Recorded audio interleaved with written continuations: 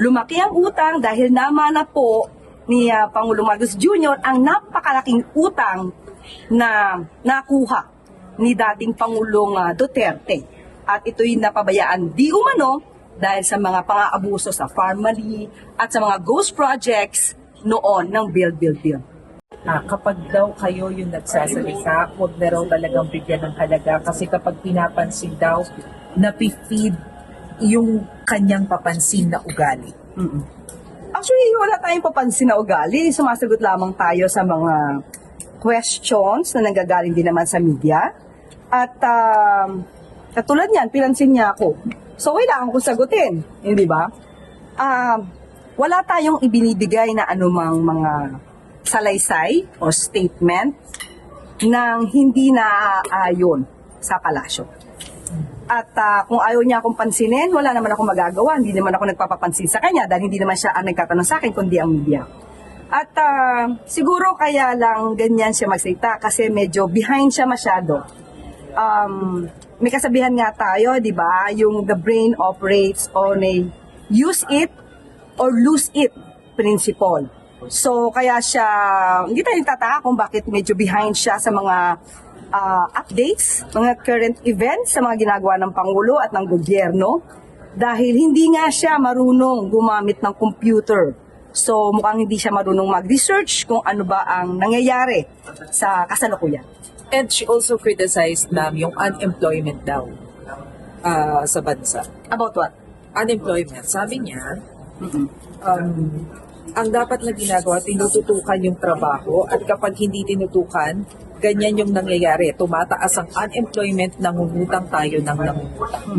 Okay, meron din ako nadinig, parang nabasa ko na isa sa kanyang mga sinabi na ang Pangulo daw ay hindi nagtatrabaho. We're talking about trabaho. No? Sabi niya hindi daw nagtatrabaho ang Pangulo. Kaya nga nakakalungkot, inamin niya na hindi siya marunong gumamit ng computer. At tinagamit lamang niya ang pinakamahal yata na laptop, gamit lamang ito sa kanyang pag-zoom. So, again, hindi niya alam ang nangyayari, kung anong tinatrabaho ng Pangulo. Kita niyo naman po, kayo po nandito ngayon for the ASEAN Summit, ang Pangulo po ay nagtatrabaho. Bago pa pumunta ng Cebu, nakita niyo naman po, siya ay tinignan po ang sitwasyon sa Albay, sa pag-aalboruto ng Mayon Volcano. Maliban dyan na pumunta rin po siya at ginampanan ang pagbibigay ng tulong sa ating mga kababayan sa bawat barangay at bawat bayan makikinabang. So nakita niyo po kung gaano po magtrabaho ang Pangulo. Ngayon, nandito siya, abalang-abala ang Pangulo sa ASEAN Summit at ang mga concerned agencies at concerned departments ng ehekutibo ay nandito para magtrabaho. Samantalang ang Vice Presidente nandoon po sa ibang bansa at nagbabakasyon. So, wala po siyang naitutulong ngayon sa ASEAN at wala po siyang nagiging trabaho. Ngayon, kung meron tayong mga pagkakautang, ito po'y normal naman sa ibang bansa para maibigay na tulong sa ating mga kababayan. At tandaan po natin, lumaki ang utang, hindi po sa panahon ngayon lamang. Lumaki ang utang dahil namana po ni Pangulong Marcos Jr. ang napakalaking utang na nakuha ni dating Pangulong Duterte.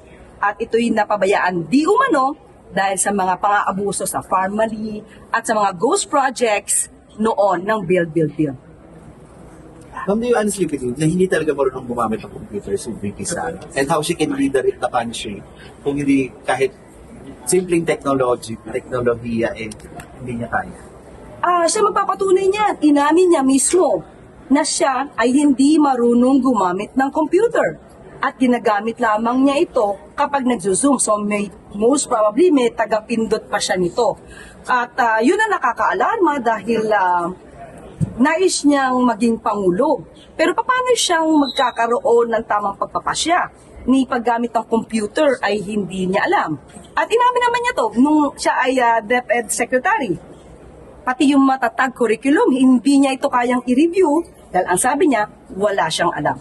At ang kaya niya lang gawin ay magpupok ng tao. So, paano mamamahala ang isang kagaya ng Vice Presidente na magpupukpok lang ng tao nang hindi niya nare-review yung mga ginagawa ng mga taong inutusan niya? Ma'am, critics, specifically Attorney Harry Roque, are challenging your statement a day ago na hindi friends si Pangulo at si Franco Babanta by posting old photos of the President and Franco Babanta. Can you just please clarify kung ano po ba ang status or relationship ni Pangulo with Mr. Mabanta? Okay, tingnan natin. Kailan ba yung sinasabi nila? 2018, wala naman nagdi-deny na naging social media director ng Pangulo itong si Franco Mabanta. We're talking of now. So, challenge ko rin, bigyan niya ako ng larawan na magkasama si Franco Mabanta at ang Pangulong Marcos Jr. Lalong-lalo na sa kanyang wedding kung saan ang mga kasamahan niya ay parang nagagawi sa tinatawag na DDS.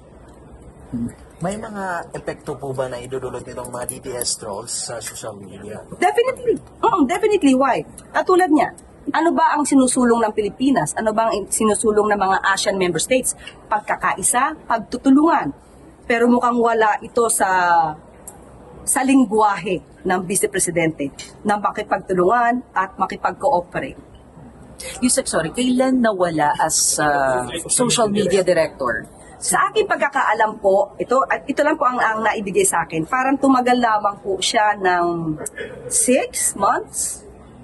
Mga 6 months po dahil according to them, nagbigay sa akin ng info, medyo hindi nagustuhan yung style. Yun lang po yung aking nabigay sa aking information. And when was this, ma'am? Itong 6 months? Mga 2018. Style sa So, social actually, wala tayong personal knowledge dyan, but yun po yung naibigay sa akin information. But definitely now, they don't have relationship. I mean, the President and Mabanta. Wala po tayong alam sa ngayon dahil walang naibibigay sa akin anong impormasyon kung sila man po ay nagkakausap. Kasi meron naman siyang open letter. Itong si Franco Mabanta na naipost. So, kung sila ay close ngayon, bakit open letter pa? Di ba dapat personal siyang nakikipag-usap? 6 months yung tinagal. Yun ang binigay sa atin. Yun ang binigay na Did information. not Mga play 6 months. More or less, mga Did 6 not months. play a role in the campaign. Sa 2022, kasi 2018 yun eh. So kung more or less 6 months, mukhang hindi. Yun ang aking pagkakaalam. Okay? Yun lang ang aking pagkakaalam. Thank you. Okay. You think any detail what is in Mabanta's style na hindi nagustuhan? May sinabi sa akin pero hindi ko nasabihin. Kahit in broad strokes. In broad strokes. Mukhang ang hindi baka hindi nalilinya. Ito lang naman ang aking sa pantaka. Baka hindi nalilinya sa prinsipyo ng bagong Pilipinas.